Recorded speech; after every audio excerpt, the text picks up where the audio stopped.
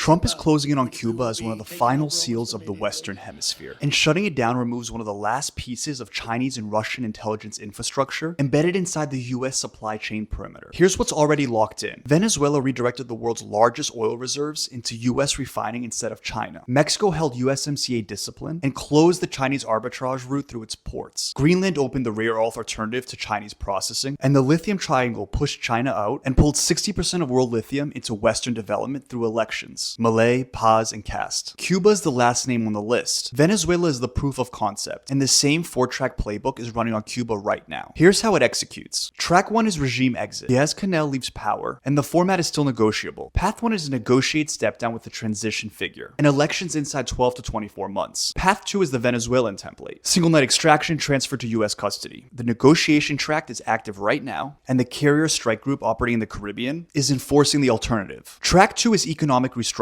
The May 1st executive order forces foreign banks into compliance, and a new foreign investment law opens key sectors to dollar-denominated, US bank-routed ownership. Nickel and cobalt at MOA reopen to Western majors and feed the EV battery supply chain. GISA, the military conglomerate controlling most of Cuba's hard currency, gets broken up, which makes the transition irreversible. Track 3 is strategic denial. The Chinese signals intelligence facilities and Russian military presence on the island gets expelled. Cuba gets pulled out of the BRICS, ALBA, and Russian-China-Iran multilateral agreement. US military access expands, with radar coverage, port visit rights, and joint operations across the island. Track 4 is political architecture. The April 3rd release of 2,000 prisoners was a down payment, and full release ties to compliance increments. A free elections framework gets announced inside 12 to 24 months under OAS and EU monitoring. The 2 million plus Cuban American diaspora gets property restitution, citizenship pathways, and an investment vehicle. Soft accountability for the regime's repression record protects the transition figures. Cuba's closure locks in the entire Western Hemisphere. The Gulf Coast refining setup on Venezuelan crude becomes structurally durable. Cuba's last fuel is coming from Russian shadow fleet shipments. When the US tightens enforcement on Cuba shipments specifically, the regime loses its last fuel and the transition gets forced.